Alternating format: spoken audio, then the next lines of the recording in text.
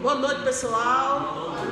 Hoje é 30 de junho de 2026, né? Estamos voltando depois do recesso.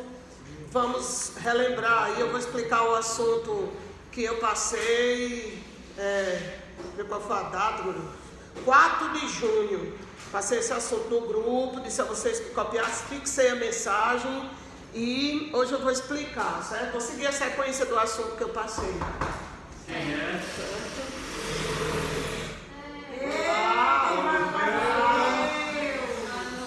O assunto, olha, esses rabiscos que eu vou colocar aqui não precisa copiar, mas se quiserem interagir, fiquem à vontade, certo?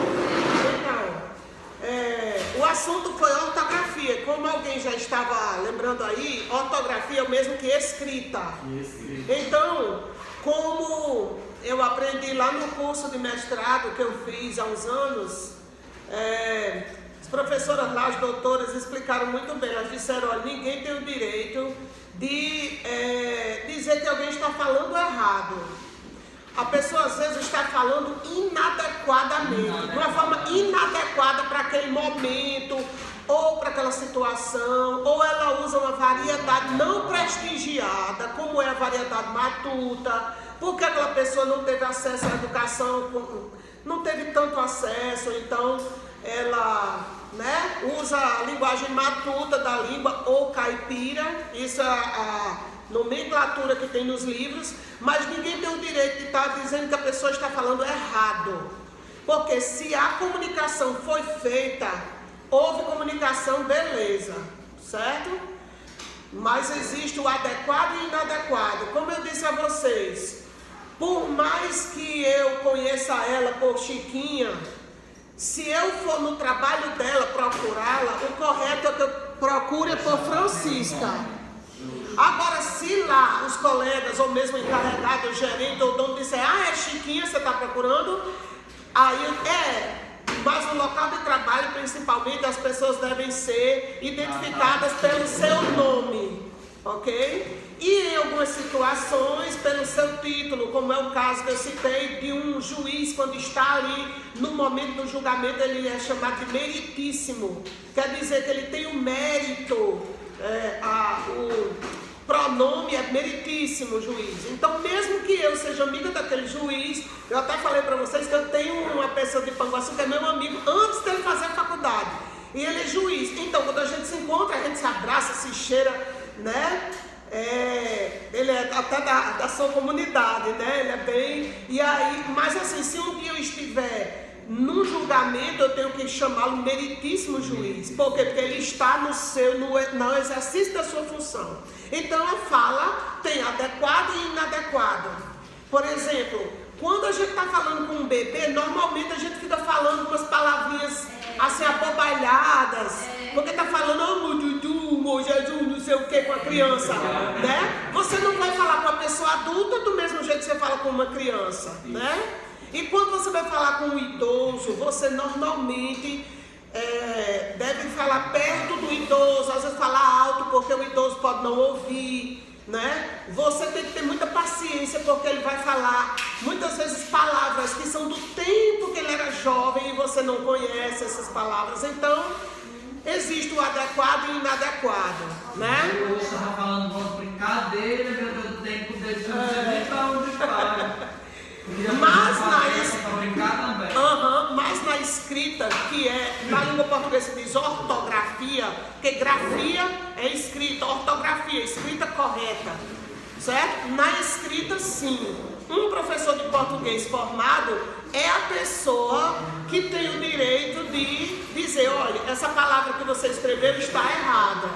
Entenderam? Então, por isso, eu selecionei essas dúvidas de ortografia, porque são as mais comuns, são a que a maior parte dos alunos erram na escrita, até porque muitos deles, na fala, é idêntico, certo? Na fala você fala do mesmo jeito, mas dependendo do contexto da escrita, você vai escrever de forma diferenciada.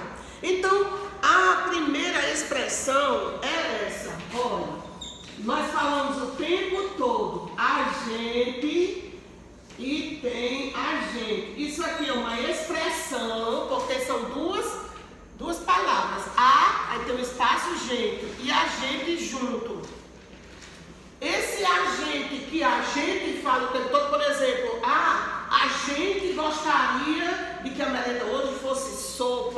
né?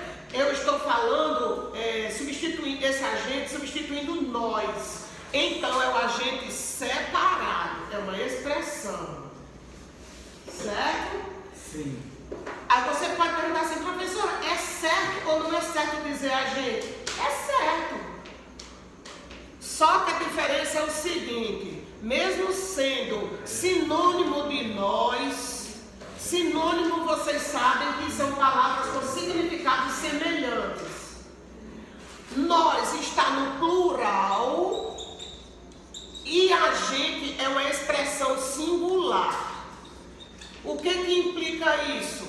Implica que os verbos, ou seja, as ações que nós vai empreender, esse nós que é um pronome, ele vai fazer, como ele é uma palavra plural, vai estar no plural. Por exemplo, nós fomos para Natal, falamos com a governadora, almoçamos em tal lugar e voltamos à noite. Entenderam? Quando você usa o pronome nós é um pronome no plural, primeira pessoa do plural. Aí todos os verbos devem estar no plural. Todas as ações que nós vai empreender, vai fazer, devem estar no plural. Já o agente, esse que a gente usa muito, eu acabei de usar, né? Porque você nem percebe, que a gente usa o tempo todo, que é uma expressão singular, os verbos que vão se seguir tem que estar todos no singular. A gente foi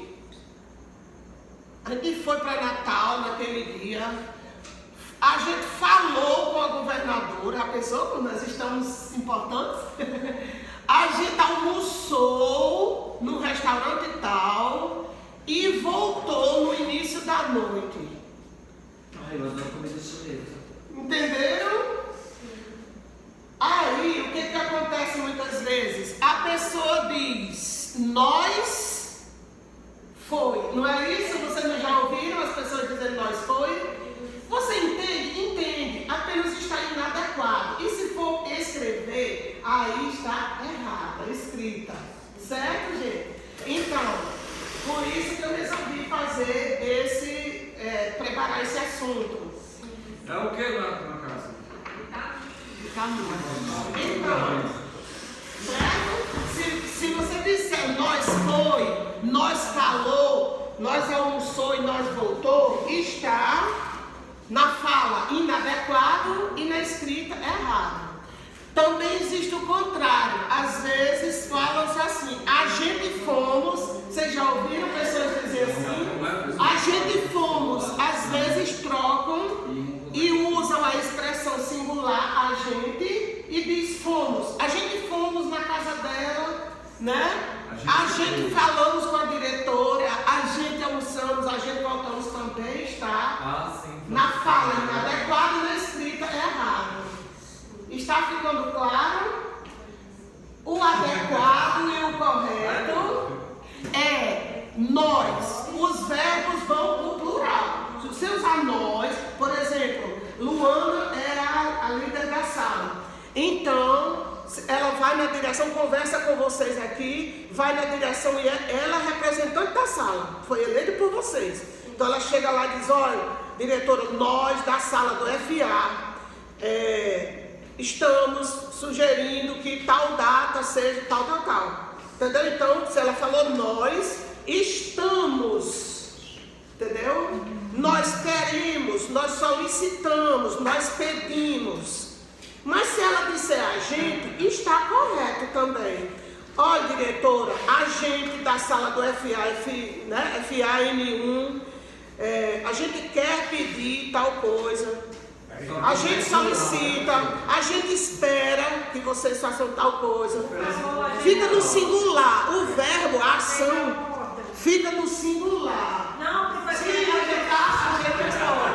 Precisa de dinheiro. Tá ficando claro, pessoal? Então, o agente que a gente usa toda hora é uma expressão. São duas palavras. É o a ocupar o espaço para poder ser gente. Tá bom? E é sinônimo de nós.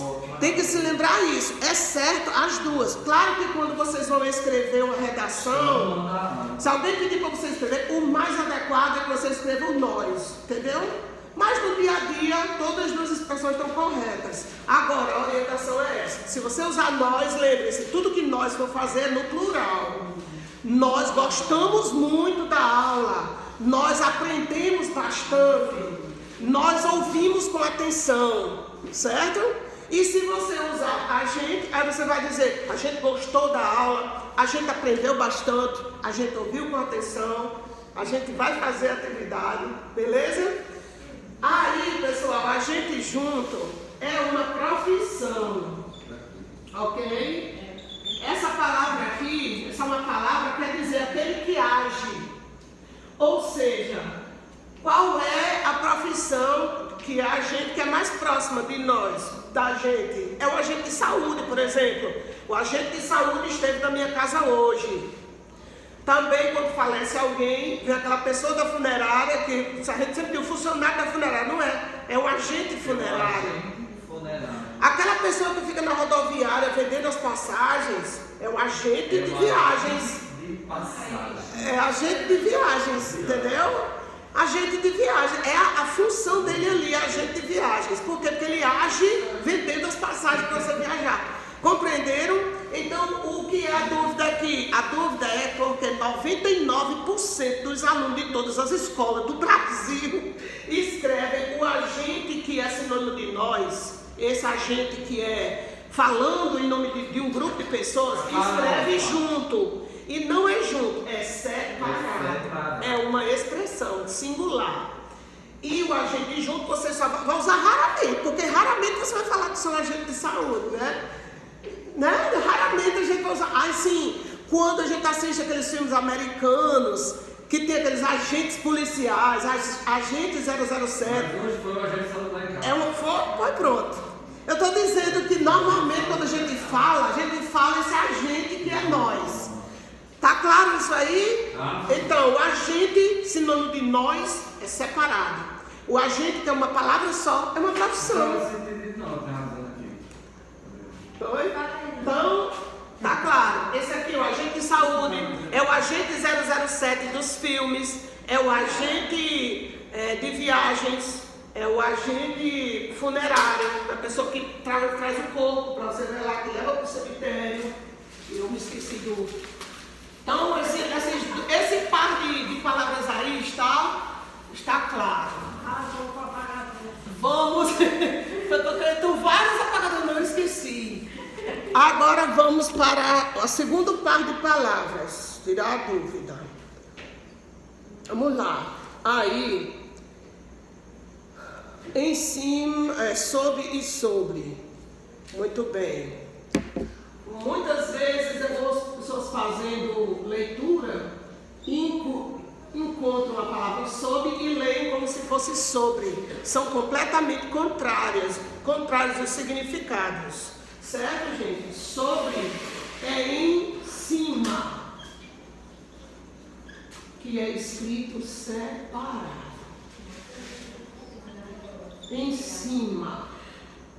E sob significa embaixo, que é escrito junto. Vamos lá.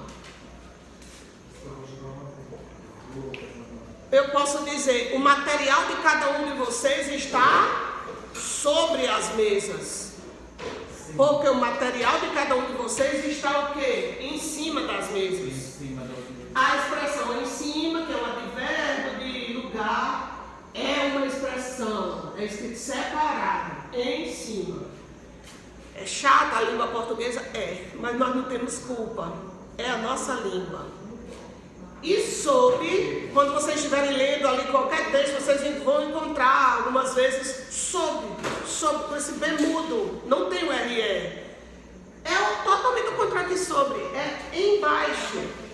E a palavra embaixo também é um advérbio lugar, tal, é outra coisa da língua portuguesa. É escrito junto, certo? Por exemplo, eu posso dizer, a garrafa d'água de Mona Lisa está sob a sua mesa. O capacete e a garrafa d'água estão sob a mesa dela. Porque estão embaixo. Certo? Sobre é em cima. Certo? E sob é embaixo. Por exemplo, a gente... Em cima, sob é embaixo. Estamos sob a proteção de Deus. Sob, porque estamos embaixo da proteção de Deus. Por exemplo, nós podemos dizer também assim: estamos sob um teto branco, estamos embaixo. Estamos sob um céu estrelado, porque nós estamos embaixo, é sob. Então, no dia a dia, na fala comum do dia a dia, a gente não usa sob. Mas nos livros, nas leituras, você vai encontrar. Então, quando você encontrar, você não vai ler sobre, não vai achar que o autor errou. Até porque o livro tem pouquíssimos erros, porque tem uma pessoa lá que faz a revisão daquele texto para poder publicar. Certo, gente? E eu gostaria que vocês aprendessem isso também. Em cima é separado, é igual a gente que é sinônimo de nós, é em cima. Já embaixo é tudo juntinho. Ambos são com M, mas aquele ali é uma expressão. E essa aqui é só uma palavra. Embaixo é junto, certo? Então, estamos sob os cuidados de Deus, estamos embaixo dos cuidados de Deus, né? Ou então diz assim, ela deixou sua criança sob meus cuidados, ou seja, embaixo dos meus cuidados. Você que está responsável. Não é sobre, é sobre. Sob, embaixo é sob. E sobre é em cima. E em cima a expressão é separada. Em, espaço, cima. Ok? Sob quer dizer que Embaixo. embaixo. E sobre É em cima. E em cima é separada, a escrita da expressão em cima é separado, e embaixo é a palavra só. Junto. É uma palavra só. Junto. Próximo, vamos lá. Os 3 mais. Eu amo explicar sobre isso. A língua portuguesa tem 3 mais. Vamos lá. O mais comum é esse. O menos comum é esse. E o mais incomum, o que nunca se usa é esse. A gente diz praticamente do mesmo jeito, mas até eu, todo mundo, certo? Só que o que a gente usa toda hora é esse aqui. Mas. Que a gente empurra um i igual em arroz. Que arroz a gente empurra um i, né? E feijão a gente tira o i que tem, a gente tira. Porque ninguém diz feijão. Eu vou preparar um feijão. A gente diz, vou preparar um feijão. Todo mundo, eu também. Vou preparar um feijão, vou cozinhar um feijão. Leva pra casa que eu tenho que cozinhar um feijão, né? A gente tira o i do feijão e joga no arroz, que até aqui não tem, é arroz. Mas a gente, todo mundo, eu também, dizemos arroz. Entendeu? Termina com Z. Então, gente, esse mas, ele é uma conjunção coordenativa adversativa. Isso é um outro assunto. Adversativa vem de adversidade. Adversidade é uma coisa contrária. Eu vou explicar isso para ver se fica mais fácil vocês entenderem. Conjunção adversativa. Adversativa tem a ver com adversidade. E adversidade é uma coisa contrária. Por exemplo, o que é uma adversidade na vida da gente? É um desemprego, é uma doença, é um falecimento de um familiar. É uma mudança que a gente tem que fazer no meio do ano, que você não se preparou. Às vezes por uma situação ou outra, até mesmo de desemprego, você tem que se mudar no meio do ano. Isso é uma adversidade, né? Que vem atrapalhar a vida da gente, né? Então, esse mas, que é o que a gente diz toda hora, como mais, mas não é mais, é mais, é aquele que a gente diz assim. Professor, por exemplo, mais você foi no lixo, é mais você foi. É mais. Tipo assim, você prometeu que vinha, mas não veio. Eu estou com tanta fome, mas a merenda é vitamina com bolacha creme crack, né? Ou seja, quebrou sua expectativa, é uma coisa que veio contra a sua vontade. Eu gosto de fulaninho de tal, mas ele não gosta de mim, né? Mas ele nem sabe, né? A gente não diz toda hora isso, né? Eu gosto tanto falta muito, né? Então, não é que a gente diz toda hora, só que a gente diz botando igual no arroz, que não tem. Mas esse mas que a gente usa toda hora, que sempre você está quebrando a cara, né? Essa vida não é assim. A gente, pensei que a sala ia estar cheia, mas não vieram todos. Mas vieram a maior parte, né? Mas sempre a gente não está esperando uma coisa e a gente quebra a cara, nunca é do jeito que a gente imaginava. Então, esse mais é que a gente usa toda hora antes. Por quê? Porque ele introduz uma ideia contrária. Esse mas introduz uma oposição. Por isso que ele é chamado de conjunção adversativa. Porque você vai, completa o mas, pronto, já sabe que o que você vai dizer depois, a outra oração, outra frase, vem contra o que você esperava. Certo? Tipo, eu fui na casa de Lourdes, mas ela nem abriu a porta para mim. Entendeu? É esse mas. Ele não tem acento e não tem i. Certo? Vamos para o que é menos usado. Esse aqui a gente usa toda hora. Agora esse aqui, ele é um advérbio de intensidade. Indica também quantidade. Por exemplo, você está recebendo a merenda e a pessoa coloca ali, dá 2 dedos para encher o copo. Você diz o quê? Por favor, coloque mais. Você está falando da quantidade, para a pessoa aumentar a quantidade. Aí esse mais aqui. Entendeu? Isso aqui, ó. Introduz e contrário. Meu Deus, o que foi, hein? Jesus! É isso, hein? Que foi, hein? O capacete caiu, ela tá com medo. Intensidade. Calma, mano. Ou quantidade. É o que ele...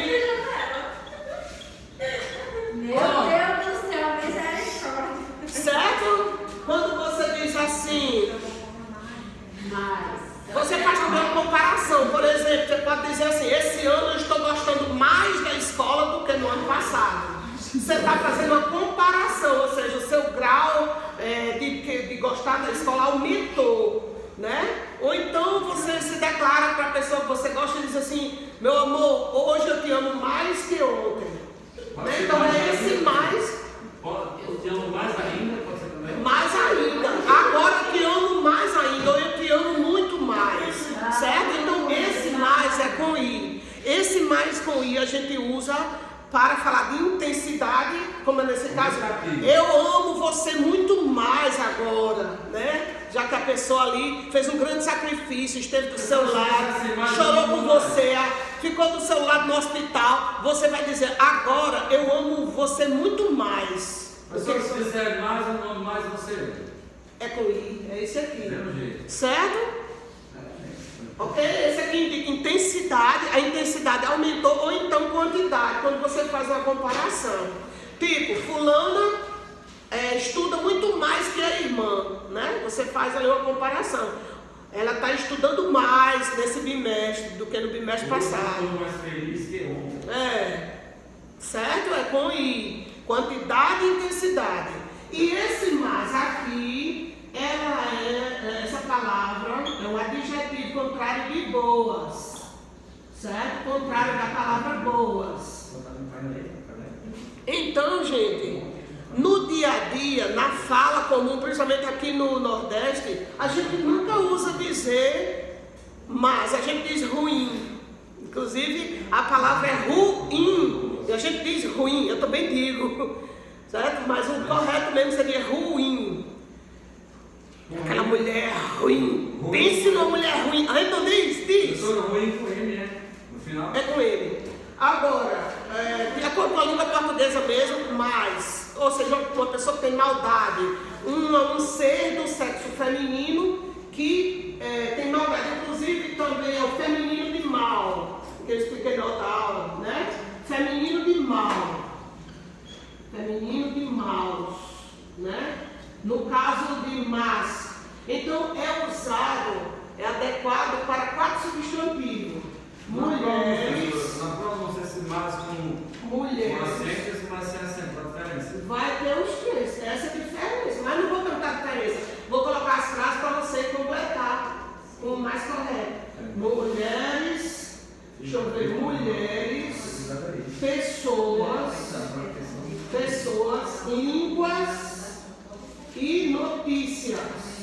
Olha, gente, o adjetivo mais com acento agudo é adequado principalmente para dar característica a esses 4 substantivos. Por exemplo, olha, cuidado, que aquelas mulheres que mudaram-se para a nossa rua são mulheres más. Que é o que eu digo, que a gente nunca diz no dia nem diz, elas são ruins, viu? São pessoas, né? Ou então são pessoas ruins, mas você também pode usar o más. São más pessoas, ou seja, são pessoas de uma índole má, fazem maldades, certo? Mas os mais comuns é usar com línguas e notícias. Por exemplo, as más línguas estão dizendo que você está dormindo na casa de fulano, né? Uma fofoquinha. As más línguas estão dizendo tal coisa, fofocando de alguém. Nesse caso é com acento. Com acento. E também para notícias, olha, fulano de tal, se sente, tome um copo d'água, porque eu tenho más notícias para você. Normalmente você vai trazer uma notícia ali de um acidente, de uma morte, uma coisa ruim. Uma coisa ruim, exatamente. É o lado negativo. O lado negativo, entendeu? Então, o mas aqui indica a ideia contrária, ou seja, a diversidade. Você diz uma coisa, aí você vai dizer outra, quebrando aquela expectativa. Você esperava uma coisa e veio outra contrária. E aí é o que a gente usa mais comumente. Toda hora a gente está usando, né?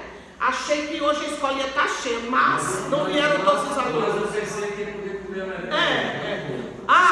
Queria tanto falar com o Lourdes na sala, mas ela não pôde vir. Toda hora a gente usa, né? Toda hora a gente usa esse mas aqui, que indica uma ideia contrária, uma oposição. Tudo que vem depois dele é uma oposição do que você disse antes.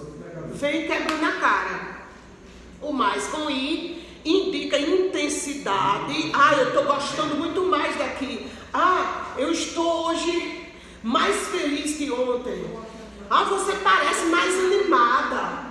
Esse mais aqui, a intensidade da animação aumentou. Ou então, se referindo à quantidade, né? Coloca um pouco mais, né? Coloca mais água no feijão que eu vou almoçar na sua casa, né? Exatamente. Sempre aumenta a intensidade, quantidade. E o mais com acento, sem I, é o contrário de o feminino de maus, né? Como a gente diz, homens maus, né? Maus atos, maus tratos, como a gente diz, aquele animal está sofrendo maus tratos, né? Então, quando se refere a um substantivo feminino, é mas, que quer dizer pessoas, mulheres, que fazem coisas ruins, que têm uma má índole, que fazem maldades. Então, são os 4 substantivos que normalmente se usa e que esses 2 a gente quase não usa, mas a gente usa com línguas e notícias. Cuidado, viu, com as más línguas, você ficar sabendo, bichinha, tu cair nas más línguas aí, não é? A língua existe. Existe. E notícias, né? É a mais comum, é mais notícia. Olha, fulano e tal vem aí, ela vem com mais notícias, certo? Mais notícias ruins, né? Porque quando lá no telejornal diz assim, agora vamos falar com o repórter fulano e tal, ele vai trazer mais notícias. Esse mais é esse, de quantidade, não é? Vocês estão entendendo, não estão? Quando o apresentador lhe diz, vamos agora ao vivo para tal lugar, falar com o repórter fulano e tal, que ele vai trazer mais notícias. É esse mais ruim, porque está se referindo a... Vai trazer mais informações. Mais informações, quantidade, vai aumentar a quantidade de notícias e informações. É diferente de quando você diz, olha... Tem mais notícias para você, fulano de tal sofreu um acidente. Esse mais de ruim, certo?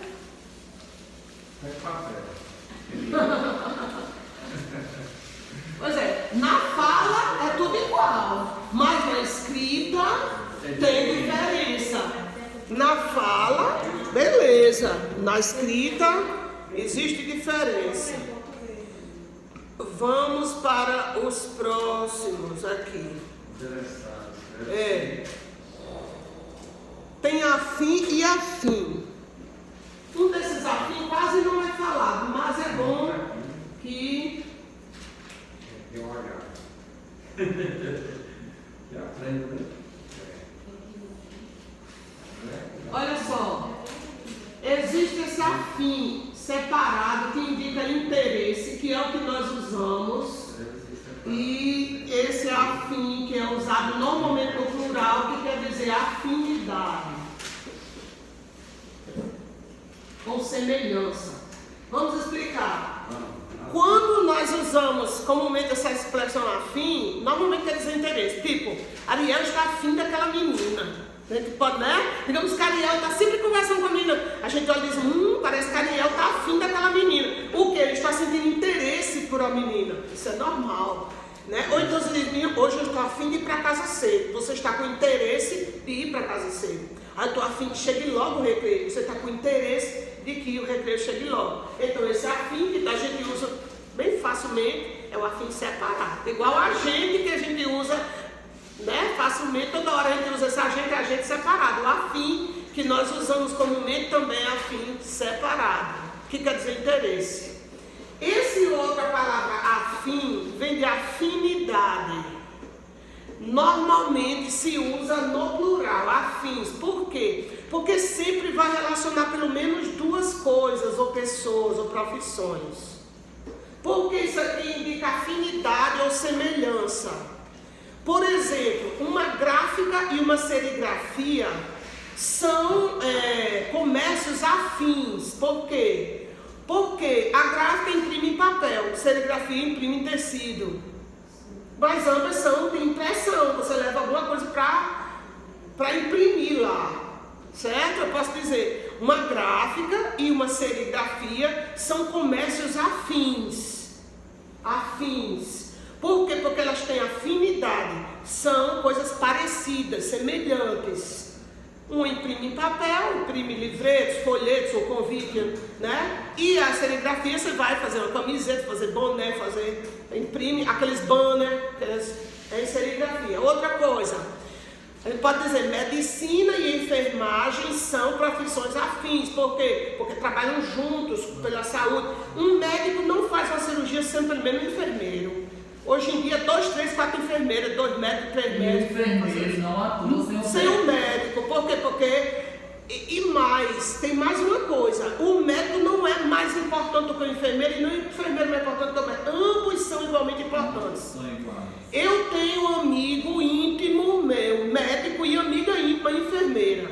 E eles trabalharam juntos por muitos anos. E ambos disseram isso. Olha, a profissão de médico, por mais que ganhe mais, tem um status maior, mas não é mais importante do que a enfermagem. Porque sem a enfermagem o médico não faz nada. Ele não atua. Não atua. E o trabalho do enfermeiro é muito, muito, muito importante. Então, o trabalho juntos. E a enfermagem é um curso superior que você estuda 4 ou 5 anos do mesmo jeito. Mas ele não faz a prática. O enfermeiro, ele não abre a pessoa, ele não faz a cirurgia, mas ele entende tudo ali. Ele tem que entender ali, de instrumentar e cuidar. E depois que o médico costura aqui, pronto, o resto é tudo com o enfermeiro, né? O cuidado. Que a anatomia de fora, a anatomia de dentro. Aí, por exemplo, nutricionista e nutrólogo, que eu nem sabia que existia essa profissão. Nutrólogo, existe. Nutricionista é uma coisa, nutrólogo é outro. É outra, entendeu? Mais sério. Entendeu? São profissões afins. Por quê? Porque trabalham com nutrição. Um de um viés clínico e outro de um viés apenas nutricional. Aí, por exemplo, o personal trainer e o professor de educação física também são afins. Não é a mesma coisa. Você sabia que quem é formado para ser professor de educação física, ele não pode ser personal trainer numa academia? E você sabia que um personal trainer de academia não pode vir para dentro de uma escola de aula de educação física? Eu não sabia. Eu só fiquei sabendo durante um ano que eu dirigi um podcast aqui da escola, do Manuel Montenegro, que era na 89. E aí eu convidei esses profissionais para entrevistar, porque a intenção era que os alunos ouvissem e os alunos tomassem suas decisões de qual profissões eles iriam seguir. E lá nesse programa eu aprendi muito. E aprendi isso, que aprendi muito mais coisas. Porque tem nutrólogo, eu entrevistei todos os tipos de gente. Entrevistei médicos, enfermeiros, advogados, contadores. Está no YouTube? Só vai procurar? Rapaz, era salvo no Facebook da escola. Aí, entrevistei Isaías, que é o porteiro daqui, que ele toca violão, conheci ele há muito tempo. Aí, eu descobri isso, porque existe a licenciatura em Educação Física, que é o que dá direito ao professor ser professor de Educação Física em escola, é licenciatura, para dar aula. E existe o bacharelado, que são 5 anos, licenciatura me parece que são 4 anos, e bacharelado são 5, então tem mais um ano para você ser personal trainer de academia, sabia? Então, muita coisa que a gente... Então, são afins. Por quê? Porque trabalham com o corpo, mas é de forma diferente. Um você vai trabalhar com alunos, outro você vai trabalhar com pessoas de todo tipo. Estuda mais um ano, trabalha em academia. Entendeu? Então, é isso. Esse afim de afinidade sempre vai ser no plural, com N, com NS. Porque sempre vai relacionar duas coisas. Profissões, entendeu?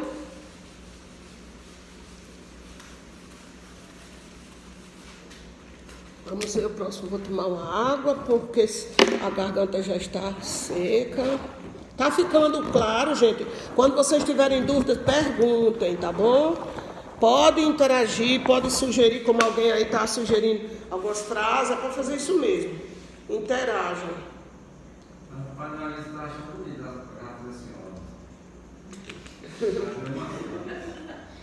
Eu tenho várias garrafas bonitas em casa que eu ganho das escolas, mas eu não gosto, eu só gosto de garrafas simples assim.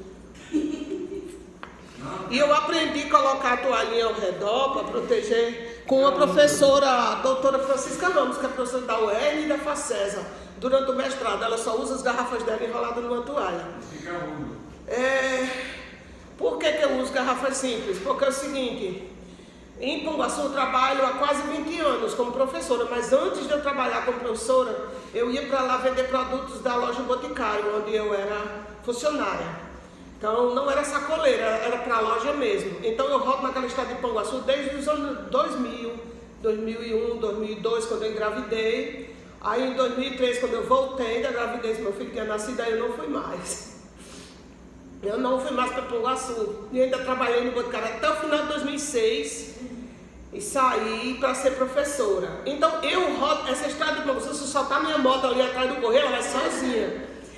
Então o que acontece? Como a hora de eu ir trabalhar lá é meio-dia, entre meio-dia e 1h, durante todos esses anos eu já encontrei muita gente com moto no prego, com moto no prego de gasolina, com gente no carro, com criança, com mulher, parado no sol esperando alguém trazer um mecânico para consertar, entendeu?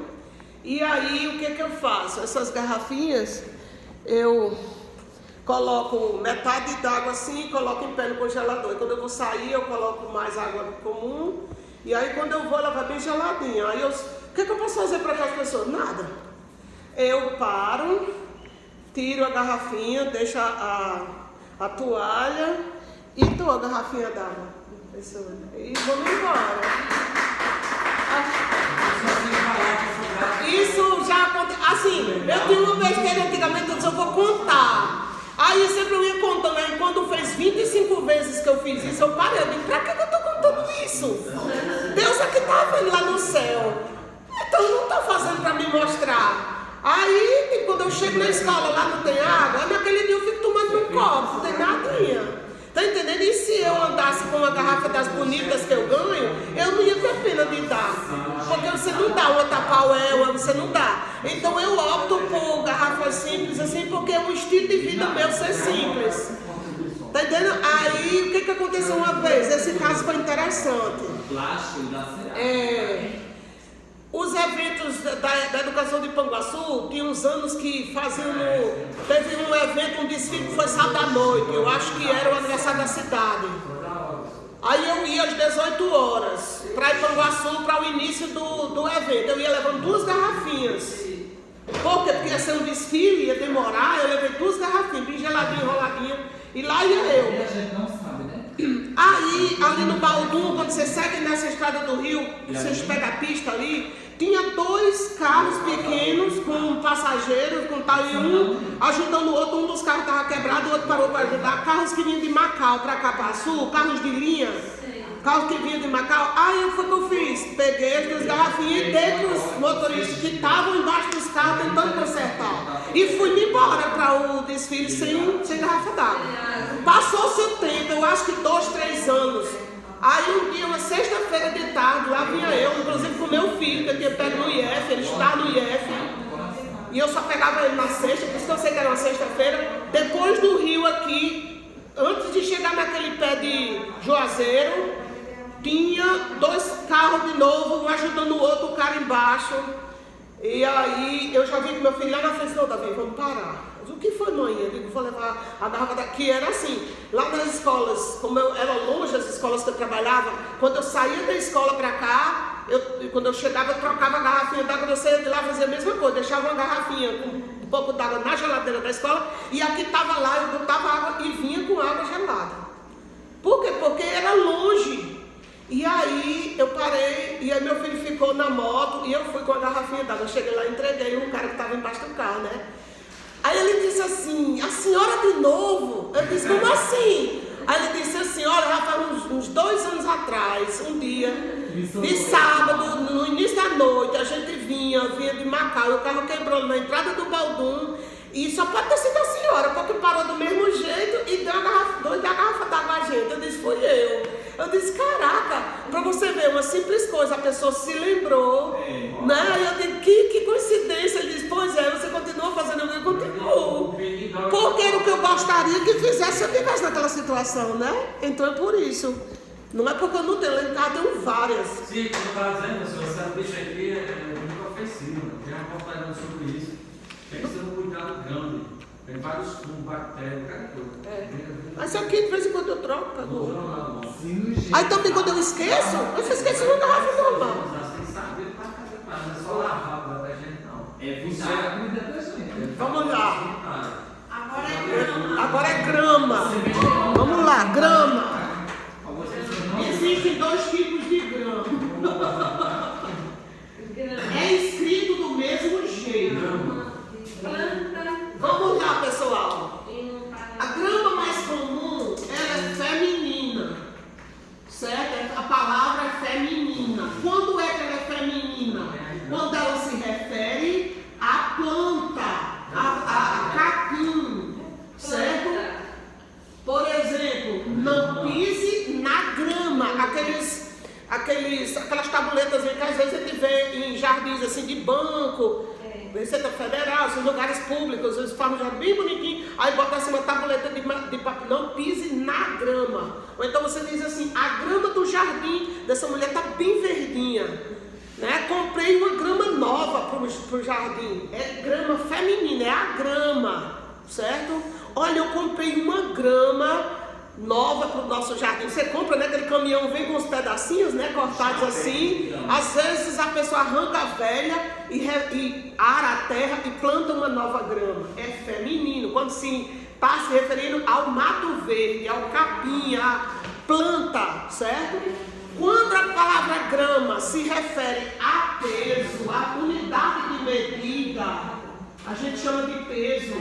Mas a unidade de medida... unidade de medida que é usada em medicação. Unidade de medida. Então, viu pessoal, é masculino.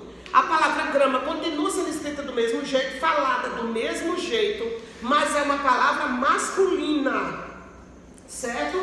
Então, se usa um grama ou o grama, certo? E eu sempre uso esses exemplos que eu acho curiosíssimos. Por exemplo, o ouro, né? O ouro, é muito difícil se pegar uma pepita de ouro, uma pedra de ouro. Se bateia o ouro numa coisa de zinco assim, e aí vai tirando o cascalho, vai tirando ele lá no fundinho. Fica aquele pozinho dourado, é o ouro. E aí coloca-se numa balança de precisão e vê quantos gramas de ouro deu. Às vezes ali numa bateada você pega 2, 3 gramas de ouro. O grama de ouro, há muito tempo atrás, a última vez que eu pesquisei justamente para dar essa aula, era R$333 o grama de ouro. Isso quer dizer E quando um garimpeiro pega 3 gramas de ouro, ele praticamente tirou ali R$1.000. Mas isso já está defasado, já deve estar muito mais caro. O grama, ou 1 grama. É 550, 1 grama de ouro. 1 grama! Hoje você aprendeu, entendeu? Pois é, faz tempo que eu vi esse valor. Hoje está mais de R$500. 1 grama de ouro. Outra coisa que se comercializa em gramas, que eu achava que não era em gramas, era em mls. Vocês sabiam, claro que eu acho que alguns de vocês sabem, que os soros antiofídicos e antiaracnídeos, ou seja, que vai combater o veneno da cobra e do escorpião. Quando você é picado por uma cobra, você tem que ir para um serviço de saúde para você receber um soro antiofídico, porque a cobra é um ofídeo. Aquele soro ele é produzido com o veneno das cobras. Mas o veneno tóxico que anula o veneno normal. Então o soro antiaracnídeo, porque os escorpiões são aracnídeos, são produzidos a partir do veneno do próprio escorpião. Então, eu já vi um anúncio muito curioso na internet. Dizia assim, nós sabemos que no Brasil existe o Instituto Butantan, que é uma fazenda no interior de São Paulo, onde trabalham ali muitos cientistas e onde se criam muitas cobras. Para quê? Naquelas jaulas, né, todas lá para eles extraírem o veneno e produzirem esses soros, que são de extrema necessidade no Brasil todo. Aí eu vi um anúncio na internet, tem um texto que dizia assim, crie cobras e ganhe dinheiro. Aí dizia assim, sabe quanto está custando o grama do veneno da cascavel? Aí dizia o valor. O veneno da cascavel é usado na medicação de pressão e é o mundo inteiro. O mundo inteiro pertence. Então veneno de cobra, somente é vendido em grama. Não é interessante? O grama. E a coisa lá dizia assim, você sabe quanto custa o grama de veneno da cascavel? Tanto. Aí dizia assim, crie cobras em cativeiro e ganhe dinheiro. Porque aí na época certa você chama os especialistas e eles vêm e fazem a retirada do veneno. Eles colocam um negócio aqui e apertam na cabeça dela para as presas dela liberarem o veneno, porque as presas da cobra são como agulhas de injeção, elas são vazadas. Aí eles tiram o veneno, levam para o laboratório e produzem. Porque as presas são como agulhas de injeção. Elas são vazadas, elas são ocas e dentro vai veneno. Então, gente, outra coisa. Quando nós vamos ali na parte dos frios, né?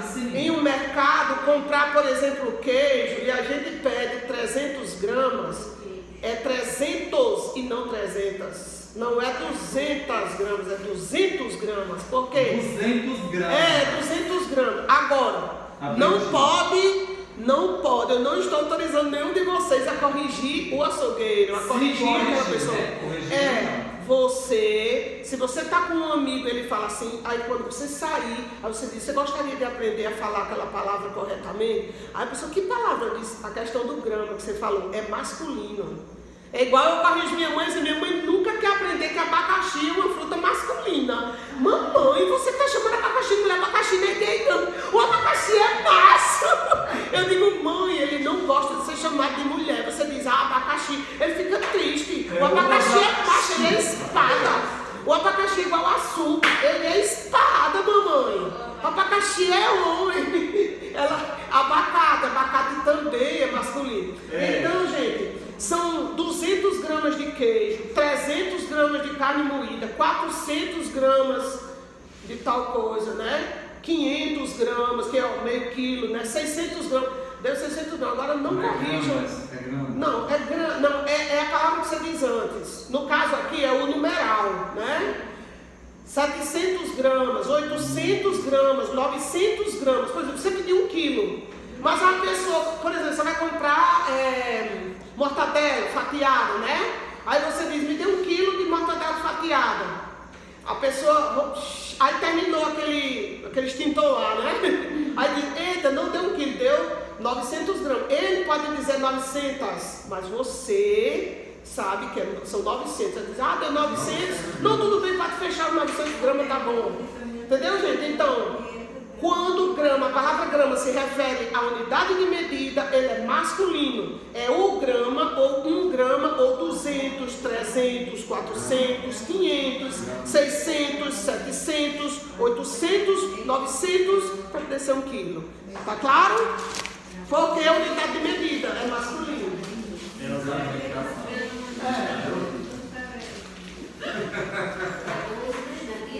Por quê? Porque a unidade de medida é usada 1 quilo, né? Aí, quantos gramas? Aí tem que saber quantos gramas? Não é grama. Não, é grama, a palavra é grama. Agora, o que você vai dizer que é o numeral vai ser usado no masculino. 1 quilo 200 gramas. E 200 gramas. 200 gramas, exatamente. 1 quilo e 200 gramas. Tem 1 quilo e 300 gramas. Vocês vão ouvir todos falando os 300 gramas. Você não corrija, apenas se aquela pessoa for seu amigo, mas você não deve corrigir na frente dos seus colegas, porque pode ser que ele não goste, né? Mas você que está estudando e você tem essa aula, você aprende. Existe entendeu? Um debate, porque um jovem escreveu numa língua estranha as provas, porque ele queria saber mais do ele foi reprovado. Foi reprovado. Gente, qual é a melhor maneira da gente aprender? É corrigindo sem voz alta. Da próxima vez que eu aprendi isso com uma professora, uma das melhores professoras de português que a Su já conheceu, foi uma professora chamada Lourdinha Calisto. Ela me ensinou isso. Quando ela me ensinou que mim não faz nada. Mim é um pronome oblíquo, ele fica lá no final da frase. Mim é preguiçoso. Ele fica lá deitado só esperando que você traga. Por exemplo, quando você diz assim, traga aí esse caderno para mim, está correto. Traga esse caderno, quem vai fazer? É outra pessoa. O mim está lá no final da frase, só recebendo.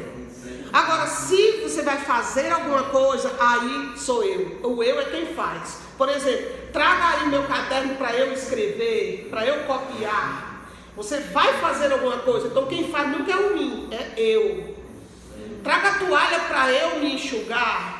Traga aí meus chinelos para eu usar. Pegue meus sapatos que eu vou usar. Entendeu? Me dê o batom que eu quero passar. Não é para mim passar. A mim não faz nada. A mim só recebe. E aí ela disse, quando vocês estiverem falando e perceberem que erraram, aí vocês repetem em voz alta para você mesmo, porque você está corrigindo a você mesmo. E a coisa mais bonita que existe, ela dizia, é você se corrigir a você mesmo, não esperar outra pessoa. Então, você se lembrou da aula, você quer aprender a falar organizadamente, então você diz, não é para mim, é para eu. Não existe me dele. Não, existe o na linguagem oral, me, né? Aí eu estou falando a questão do mim e do eu. Aí ela ensinou isso, ela disse, quando você disser 2 ou 3 vezes, sua consciência já lhe diz. E aí um tempo desse, eu ensinei, tem uma pessoa na minha igreja que quando pregava, ele usava muito essa expressão, ele dizia, muitas das vezes nós estamos tristes, queremos desanimar, não sei o que, né? Muitas das vezes nós vamos falar com o irmão, aí estamos assim, aí quando terminou, aí lá em casa, aí eu disse, irmão, aquela expressão que você usa, muitas das vezes você gostaria de aprender como é que fala corretamente, como é que fala adequadamente. Ele disse, está errado, eu disse, ele nem sabia, né? Ele é mototáxi. Aí eu disse, você quer mesmo aprender? Ele disse, quero. Aí eu disse, muitas das vezes não existe. O que existe é muitas vezes. Muitas vezes, olha como é simples, muitas vezes. Aí eu ensinei isso a ele, eu digo, ali em casa, você vai para frente do espelho quando você estiver se penteando, se arrumando para vir pregar, e você diz, muitas vezes, nunca mais ele errou. Ele fica tão orgulhoso quando ele vai pregar agora, porque ele estava na nossa congregação e foi para o Frutilândia. Mas a mamãe sempre o convida para pregar lá, ele vai com a esposa, a filhinha e tal. Aí ele fica bem feliz quando ele diz, muitas vezes, irmãos, nós estamos tristes e tal, né? Muitas vezes, aí até ele já falou na pregação, eu estou tão feliz porque eu aprendi a dizer isso, isso corretamente, porque a irmã Angelina me ensinou e tal, e eu lá da minha bem caladinha. Tá entendendo? Às vezes a pessoa fala daquele jeito, nem sabe que está inadequado, né? E então eu chamo lá no cantinho, ensino e ele ficou feliz por ter aprendido que muitas das vezes não existe. Existe muitas vezes. Não existe isso, mas não tem muita gente que diz, porque não tem conhecimento. Não existe muitas das vezes. É muitas vezes. Muitas vezes. Pronto. Resolveu. Muitas vezes. Nunca mais. Nunca mais ele disse. Gostei desse aqui, pessoal. Vamos lá. Em frente, professor. Sim, em frente agora. Vamos lá. Disse do mesmo jeito, certo? Mas escreve-se diferente. Tem um em frente separado e um em frente junto. Esse em frente separado é da mesma classe gramatical de em cima e embaixo. É advérbio de lugar. Esse em frente que quer dizer lugar, tipo, olha, eu estou em frente à sua casa, abra a porta. Ele é escrito separado, ok? Venha me buscar, estou aqui em frente à escola, já fechou tudo, né? Quer dizer, está falando de lugar, em frente, separado, é uma posição, em frente, certo? Esse em frente junto aqui é do verbo enfrentar, quando você está dando ali um conselho a alguém, são frases imperativas. É uma frase imperativa, você está dando um conselho diretamente a alguém, você diz assim, enfrente isso com fé, né? Então diz, né? Enfrente isso com coragem, né? Ou então você diz assim, fulano de tal está me desafiando, aí você diz, enfrente ela, chame para conversa, enfrente, né? Às vezes você pode dar um conselho assim, enfrente, mulher, né? Você não, eu estou com medo dele. Em frente, você não é mulher não, você não está com a verdade, em frente. Então é do verbo enfrentar. O verbo enfrentar é uma palavra só. Então quando você está dando um conselho para alguém enfrentar uma situação, é em frente com N e é junto. Em frente com fé, enfrente essa situação. Enfrente ele. Né? A gente às vezes dá esses conselhos doidos.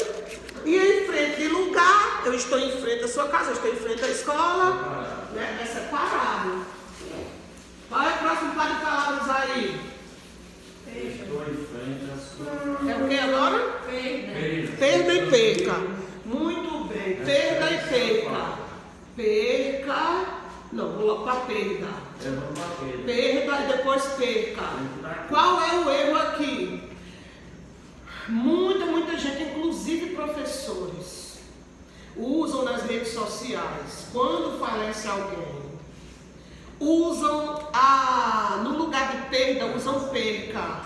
Tá errado. Tá errado. Perda é um substantivo, certo? E por que é um substantivo? Porque a gente pode dar adjetivos, pode dar características. Então, normalmente, usa-se essa palavra quando se refere à morte de alguém, mas pode ser uma perda comum, viu, Genivaldo? Acho que Genivaldo trabalhou muito hoje, ele está sonolento. É porque eu falo gritando em todo canto. Às vezes eu vou pregar, às vezes eu nem uso microfone. Não vou usar microfone não, vocês todos estão me ouvindo? Nem uso microfone não, tem necessidade. Então, gente, quando se refere à morte de alguém, a palavra é perda. Fulano de tal faleceu, foi uma grande perda para aquela família. Quando você diz assim, minha avó morreu, eu fui criado pela minha avó, foi uma das maiores perdas da minha vida. Foi a maior perda da minha vida. Então lembre-se, morte, perda. Mas pode ser a perda de um celular, pode ser a perda de uma casa, né? A pessoa tirou a casa pela caixa, não conseguiu pagar, a caixa tomou. Você perdeu a casa, não perdeu? Você pode se referir à perda da sua casa como uma perda relevante, certo? É um substantivo. Perdeu o celular, beleza, foi uma perda significativa. Você tinha suas fotos, tinha suas coisas, né? É uma perda. Agora, a palavra perca, certo? É um verbo perder no imperativo, igual aquele em frente. Certo? Quando você fala diretamente para alguém, esse aqui é o que normalmente a gente diz, não perca o ônibus. Não Certo? perca a explicação. Não perca a explicação. Perca esse medo.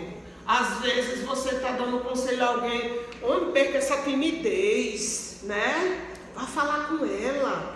Perca essa timidez. Isso aqui é um exercício aqui para ver se o joelho aguenta. Entendeu, gente? Então, quando você está dando um conselho para alguém para perder ou não perder algo, não perca essa oportunidade. Leve seu currículo, vá na empresa, se apresente, não perca essa chance. Ou então, perca essa vergonha, mulher. Perca essa timidez. Aí é perca. É um verbo, é uma ação. Ou você está incentivando que alguém faça ou que alguém não faça. Certo? Aí é perca. Mas lá em cima, principalmente quando se refere à morte, ou você perdeu alguma coisa, é perda. Porque você pode colocar características. Pode ser uma perda grande, irreparável, uma perda significativa. Você pode colocar características dessa perda. Não foi uma perda pequena. Usa-se também, por exemplo, quando você vai se aposentar. Por exemplo, ali em Panguaçu, com mais 1 ano ou 2 de trabalho, eu posso me aposentar. Eu vou ter perda? Vou. Mas talvez valha a pena, porque quando você coloca na ponta do lápis, você gasta com gasolina, só a saúde mental da gente já vale a pena, mesmo que Mas no perda. primeiro eu tenho que esperar mais quantos anos? 3 anos? Não sei, acho que sim. Eu vou fazer 50, né? Ainda esse ano. Deus quiser. Mas assim, no INSS, quando for em fevereiro do ano que vem, eu faço 20 anos lá, fica faltando só 1 ano. Quando foi em fevereiro de 2018, eu completo 21 anos lá, com 9 que eu contribuí do comércio, dá 30 anos. E aí o INSS diz que quando você completa 30 anos de contribuição, você aposenta, não tem o que esperar não. Se eu tivesse começado com 18 anos, que na verdade eu comecei com 18 anos, no comércio, entendeu? Porque em Panguaçu os professores contribuem com o INSS, e o comércio também é INSS, então está tudo para o mesmo lugar. Agora aqui do estado não, é o coisa do estado próprio. Certo? Então quando a pessoa se aposenta antes do tempo, ele tem perdas. Por quê? Porque ele vai perder dinheiro, né? Não fica recebendo a mesma coisa que recebia quando estava trabalhando. Perda, exatamente. E lá vão te dizer, olha, Angelina, você pode se aposentar agora, mas você terá uma perda de R$1.000, por exemplo, entendeu? Vai ter uma perda mensal. Mas também eu vou pesar, né? Só a paz e a tranquilidade. Mas só perto, pessoal, aí os casos, no peso que você está dizendo, se a pessoa morrer logo, depois de se aposentar. Mas até morar mais tempo, vai ganhar, que é 1.000 pontos. Vem mais 20 anos aí. Você tudo pagar, né? É porque nessa profissão o que mais desgasta é o psicológico, é a saúde mental. Porque agora eu estou trabalhando aí nas pedrinhas, praticamente, gente, eu encho minha moto com 30, R$35, para a semana todinha, vindo para cá e indo para as pedrinhas. Professor, para poder abastecer, abasteço sempre na sexta-feira. O que eu gasto? Gasolina é muito pouco, tá entendendo? Mas é o psicológico, é as cobranças, toda vida vem mais cobrança, e aluno chato, e você ouvindo coisas que você não precisa estar ouvindo, entendeu? Essa vai ter perda da saúde, né? Pode ter perda da saúde, no caso. No caso, é o que dormir, tá? Porque Está perdendo a explicação, está perdendo a explicação. Vamos para o intervalo. Eu vou para o intervalo, viu, gente? Hoje. Vamos ao intervalo, já a gente volta.